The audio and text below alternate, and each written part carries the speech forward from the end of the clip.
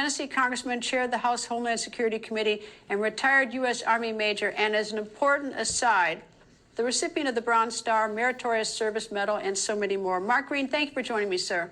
Thanks, Greta. Thanks for having me on. Thank you. Looking at your military experience, tell me, as you look to see our troops are now getting attacked in the region, not attacked, but they've got drones fired at them, and we see what's going on in Gaza. Can you give me sort of an overview of what you assess this for me? Yeah, sure. So they have base security, and they expect that this would happen, but clearly this is, Iranian-backed militias that are using armed drones to attack American soldiers. And I think the Americans need, all of America needs to understand this is Iran attacking the United States. They're carrying munitions, explosives, and the potential for killing Americans is there. Our guys were obviously ready, shot down most of them, and the one that did get through didn't cause anything but minor injuries. But still, the point here is Iran, the country that this president just recently traded $6 billion for, and granted, they put a stop to that. I appreciate that, but we're willing to give $6 billion to trade a few hostages, is shooting at Americans, just like they did in Iraq.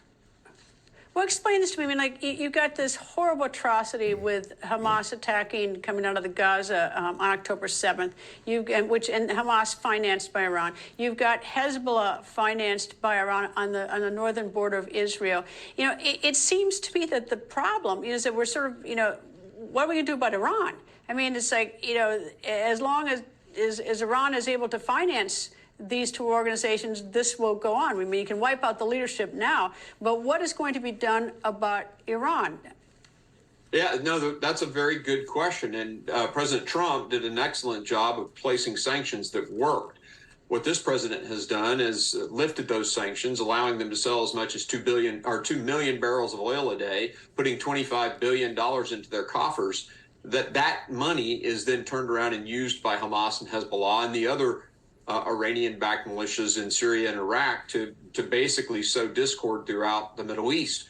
They've created this Shia axis from Yemen through Iran and Iraq, through Syria and into Lebanon.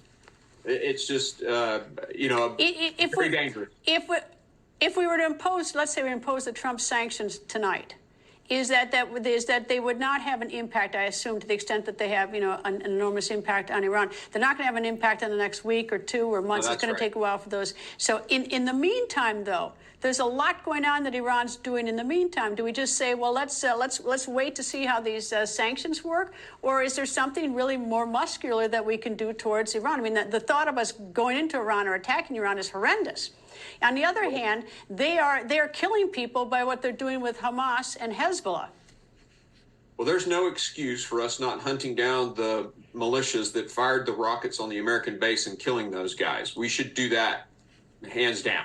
In terms of our posture in the Mediterranean to prevent Hezbollah from coming into the northern part of Israel, I think that's good.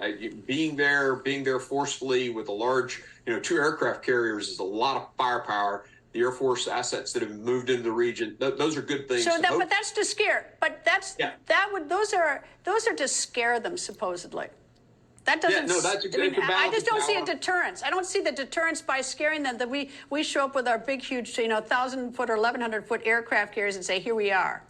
Well, it looks like it's working right now. There have been some small incursions, but nothing major from Hezbollah in the north. Now, again, we need to go and kill the guys who shot at Americans. And we also, it's important to note that a destroyer and a cruiser have knocked down cruise missiles from Yemen. So we are defending Israel in that respect from Iranian-backed militias and terrorists. So we're acting. We should go kill the guys that shot at us. We should tell Hamas if they don't release all of our hostages, and I was glad to see 2 got released today, but if we don't release them all within 72 hours, we're going to come hunt them. And I think that's appropriate, too. Well, I think they're put on our throat while they use them as human shields. That's the problem. It's never easy. Mr. Chairman, Mark Green, thank you, sir. Thanks, Greta.